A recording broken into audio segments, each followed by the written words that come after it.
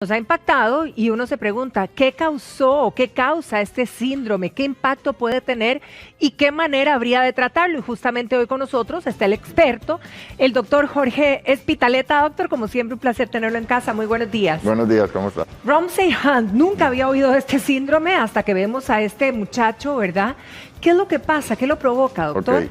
El síndrome Ramsay-Hunt básicamente es una reactivación del virus de varicela zoster. El virus, normalmente cuando uno ha tenido una infección, una primoinfección por este virus, el virus se apaga, pero queda dormido en algunos ganglios, en algunas partes posteriores del cerebro, inclusive en la médula. Por eso la gente, cuando le salen algunas lesiones, digamos, en la piel que van por un dermatoma, es una reactivación y se llama varicela zoster. En este caso, el síndrome de Ramsay-Hunt lo que da es una afectación predominantemente del oído. En este caso es el oído derecho el que tiene que tener el afectado. Claro.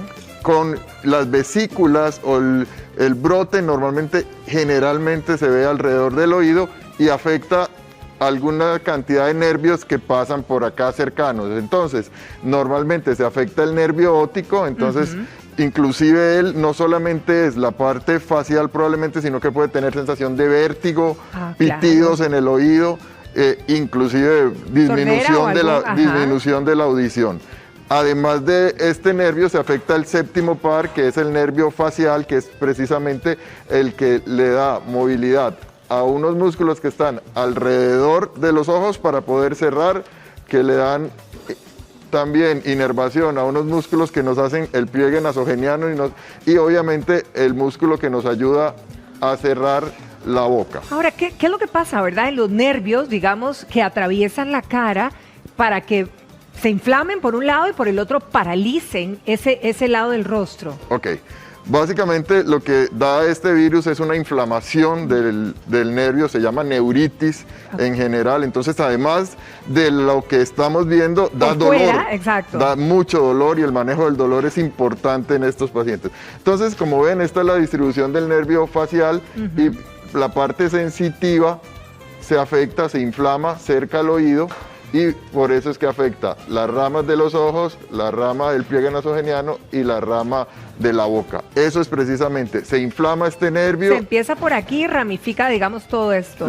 Bloquea la transmisión. Los nervios son como una autopista. Entonces, básicamente, cuando se inflaman, no alcanza a llegar la información a donde tiene que llegar. Entonces, los nervios pueden estar perfectamente sanos acá, pero básicamente la inflamación está ocurriendo antes de ello. Ahora, en este tipo de síndrome, digamos, ¿se paralizaría solo la mitad del rostro porque llegan hasta ahí o podría eventualmente ser las dos partes de todo el rostro? Normalmente las reactivaciones de este virus son unilaterales. Entonces, si uno tiene algo bilateral, tiene que pensar en alguna etiología diferente. Claro. No pensaríamos en el Ramsay-Hunt. De todas maneras, el Ramsay-Hunt es una de las formas menos frecuentes de parálisis facial. Hay formas más frecuentes de parálisis facial. Bueno, y precisamente era la duda que tenía. Si cuando se da este síndrome, ¿verdad? En el caso de Justin Bieber, y que me imagino que hay otros casos también en el mundo, ¿cómo es que lo distingo de otro tipo de parálisis? Ok, la parálisis facial básicamente da las mismas afectaciones que, que vemos en la cara de esta persona. Entonces uno tiene que distinguir por algunas características clínicas. Acuérdense, normalmente da un brote alrededor del oído o a veces puede dar brotes igual en zonas periféricas de un solo lado de la cara que van por un dermatoma, que es lo que llamamos como por donde va ese nervio es donde se pueden ver esas vesículas, obviamente tener el antecedente. Y uno puede hacer serologías también virales para documentar que realmente, porque es una forma, es tal vez menos del 15% de las parálisis faciales se dan por Ramsay-Hunt. Hay formas, digamos, hay parálisis periféricas también de este nervio que se llama parálisis de Bell, que tienen muchas otras etiologías mucho más frecuentes. La ventaja entre una de las cosas, una y otra, probablemente es que esta tiene un tratamiento. Si se inicia temprano, normalmente mejoran más rápido. El tratamiento consiste en dar unos antivirales y dar un antiinflamatorio muy potente, que son los esteroides, y con esto normalmente uno logra acortar tanto el brote como la inflamación del nervio y la recuperación probablemente sea más rápida, pero no necesariamente todos se recuperan a como estaban antes. Sí, exacto. Esa era mi pregunta también. ¿Realmente nos recuperamos de esta parálisis? ¿Desaparece por completo los estragos que tuvo? El 70% de los pacientes que tienen esto pueden recuperarse por completo, pero hay un 30% que puede quedar con algunas secuelas, tanto auditivas como de la parte motora. Ahora, doctor, ¿este Ramsay Hunt tiene algún ligamen con respecto a la edad? Porque donde vemos a Justin Bieber tiene 28 años, es un chiquillo. De hecho, es muy raro en esa edad. La edad más frecuente del Ramsay Hunt es quinta y sexta década. Entonces, normalmente se dan en personas mucho mayores, tienen más riesgo conforme avanza la edad y es un poco más frecuente en mujeres. Ahora, hablábamos de la varicela. ¿Cuál es la relación? Porque uno dice, bueno, si tuve varicela, ¿tendré más riesgo a poder padecer este síndrome o cómo funciona? Hay diferentes tipos de virus, entonces, de tipos de virus de la varicela, ¿ok? Entonces, no todos necesariamente producen un herpes zóster. De hecho, este virus es un virus especial que se llama herpes zóster o varicela zóster.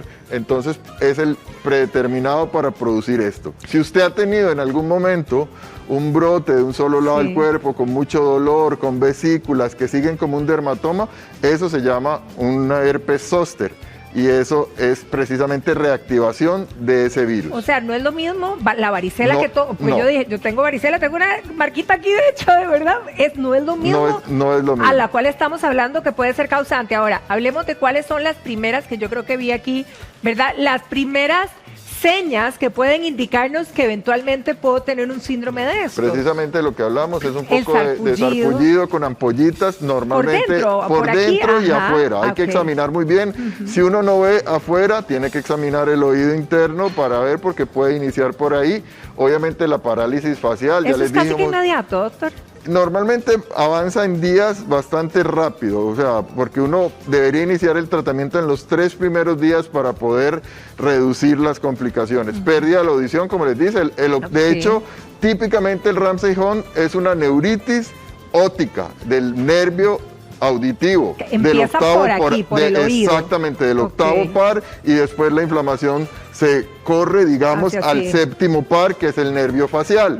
Entonces, pero siempre se denomina Ramsay Hunt como una neuritis óptica, ¿ok? Y obviamente la dificultad para cerrar un ojo es básicamente por la parálisis facial, y esto es muy importante, que muy pocas personas lo sienten. Este mismo nervio, el séptimo par, da la sensación de gusto en los 2/3 anteriores de la lengua. Entonces usted pierde la sensación de algunas cosas dulces o saladas, sobre todo lo dulce que se siente como en la punta de la lengua. Entonces esa sensación del gusto se altera porque el nervio que está llevando la sensibilidad a esa parte de la lengua se ve afectado. Inmediatamente, ¿cómo se actúa? Básicamente lo que hay que hacer es, si uno empieza a tener un brote, dolor, sensación de mareo, hay que consultar, porque como ya les digo, entre más rápido tengamos tratamiento, probablemente logramos acortar el tiempo de sintomatología y la recuperación va a ser más rápida. Ahora, doctor, así como en este síndrome, me imagino, cualquier caso de parálisis facial, ¿los ejercicios faciales son importantes para una recuperación óptima? Ayudan precisamente, de hecho se recomiendan hacer muchos ejercicios en el espejo, inclusive moverse uno mismo con los dedos, precisamente como para que los músculos no pierdan esa motilidad, y a obligarse. Por ejemplo, algunos ejercicios les dicen que hay que masticar chicle fuerte para poder cerrar, empezar a tomar agua e intentar mantenerla en la boca con presión, porque como no logran presionar, se va a escapar. Entonces hay una serie de ejercicios que sí pueden ayudar a la recuperación, y lo que sí tienen que tener claro es que la recuperación no es tan rápida como que cuando se quita ese sarpullido,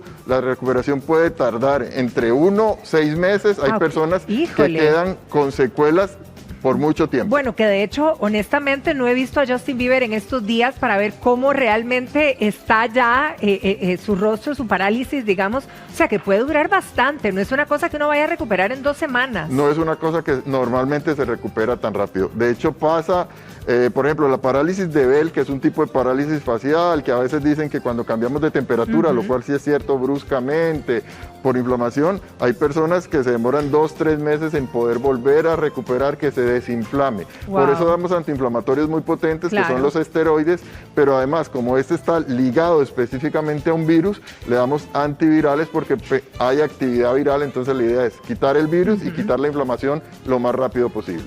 Excelente, doctor, muchísimas gracias. Verdaderamente es que esto ha causado, ¿verdad? Como mucha duda. ¿Qué lo genera? ¿Podemos estar propensos, ¿verdad?, a padecerlo? Muchísimas gracias por acompañarnos hoy y detallarnos este caso también.